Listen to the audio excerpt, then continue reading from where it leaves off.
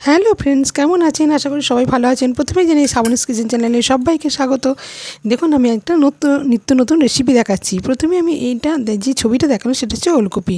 এই ওলকপিটাকে আমি ডুমো ডুমো করে কেটে নিয়েছি। কেটে আর আলুটাকেও ডুমো ডুমো করে কেটে নিয়েছি। নিয়ে আমি একটা সিটি দিয়ে রেখে দিয়েছিলাম। তারপর আমি কড়াটা বসিয়ে দিয়েছিলাম, গরম হয়ে গেছে, তেল দিয়ে দিলাম। এর মধ্যে আমি ফোড়ন দেবো জিরে, তেজপাতা আর একটু গোটা গরম মশলা ফোড়ন দেবো। দিয়ে এবার যখন হয়ে যাবে ফোড়নটা, তারপরে মশলাগুলো দিয়ে দেবো। মশলা বলতে প্রথমে আমি দেবো এটাতে আদা পেস্ট দেওয়ার পর এর মধ্যে আমি দেবো সমস্ত কিছু শুকনো মশলাগুলো। দেখাচ্ছি, এতে আমি টমেটো পেস্ট দিইনি, যেহেতু আমি টমেটোটা সেদ্ধ করে খোসা ছাড়িয়ে রেখে দিয়েছি। এবার এই খোসা ছাড়ানো টমেটোটাই পরে দেবো, আগে এগুলো দিয়ে নিই। তারপর আমি আদা পেস্টটা দিয়ে দিলাম। এটা চামচে বড় চামচের 1 চামচই দিয়েছি। এবার শুকনো মশলাগুলো দেখুন।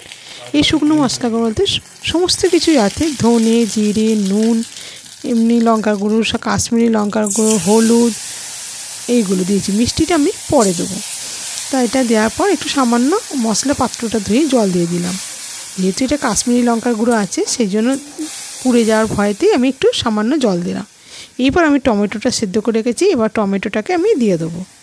টমেটোটা দিয়ে ভালো করে এটাকে মিশিয়ে নেব, মশলাটার সঙ্গে ভালো করে মিশিয়ে নিয়ে তারপর আমি এর মধ্যে আলু আর ওলকপিটা যে সেদ্ধ করে রেখেছি সেটা আমি দেবো। দেখুন মশলার কালারটা কত সুন্দর হয়েছে। আর যদি আমার এই রেসিপিটা আপনাদের ভালো লেগে থাকে তাহলে অবশ্যই আমার পাশে থাকবেন, চ্যানেলটাকে সাবস্ক্রাইব করবেন। আপনাদের অনেক রিকোয়েস্ট রইল। আর এই ভিডিওটা দেখুন, স্কিপ করে চলে যাবেন না। আলুটা প্রথমেই দিয়ে দিলাম, ওলকপিটাও এবার দিয়ে দেবো। দিয়ে ভালো করে খানিকক্ষণ কষে নেবো। এটা কষার উপরই তরকারি, মানে এই তরকারিটার প্রথম কথা নিরামিষ, তার মধ্যে এটা কষে ভালো করে করলে দুর্দান্ত খেতে লাগে, অসাধারণ স্বাদ হয়। তারপর আমি এতে একটু কিছু অ্যাড করবো বলতে মটরশুঁটি দেবো। এই মটরশুঁটিটা দিয়েও এর সঙ্গে ভালো করে মিশিয়ে নিয়ে আমি এটাকে আরেকটু কষে নেবো। কষে নিয়ে তারপর আমি জল দেবো। আগে যতক্ষণ না ভালো করে কষা হচ্ছে ততক্ষণ পর্যন্ত একটু ধৈর্য ধরে কষতে হবে। এবার আমি মটরশুঁটিটাও দিয়ে দেবো। এটা দিয়েও খানিকক্ষণ আমি কষে নেবো। এটা একটা দুর্দান্ত রেসিপি, আপনারাও করে দেখবেন, ভীষণ খেতে ভালো হয় আর দারুণ মানে স্বাদ। আপনারাও যদি আমি যেরকমভাবে করছি এইভাবে যদি আপনারাও ট্রাই করেন, দেখবেন কত সুন্দর হয়। তা দেখুন কিভাবে করছি, স্কিপ করে একদম চলে যাবেন না, ভিডিওটা দেখুন। নিয়ে এবার আমি জল দিয়ে দিলাম। ওই জল দিয়ে আমি ফুটতে দেবো, নিয়ে ঢাকা দিয়ে দেবো। নিয়ে যেহেতু আমি এটা একটা সিটি দিয়ে রেখেছিলাম, সেই জন্য আমি 5 মিনিট এটাকে ফুটতে দেবো। 5 মিনিট পর আপনাদের দেখাবো যে কতটা কী পরিমাণ কী হলো। মানে তরকারি এতই স্বাদ হয় যে খেতেও দুর্দান্ত লাগে। দেখুন 5 মিনিট হয়ে গেছে, আমি খুলে দেখাচ্ছি। এখনও জলটা অনেকটাই আছে, এটাকে আমি আরেকটু শুকিয়ে নেব। নিয়ে দেখুন চিনি দিয়ে দিলাম। এরপর আমি দেবো, আমি বলেছি আগে চিনি দেবো না, পরে দেবো। এরপর আমি দেবো এতে ঘি আর গরম মশলা দিয়ে তারপর আমি খানিকক্ষণ ফুটতে দেবো। তারপর আবার দেখাবো কতটা কি হলো। সেটাও আমি ঢাকা দিয়ে দেবো খানিকক্ষণ ফোটানোর জন্য।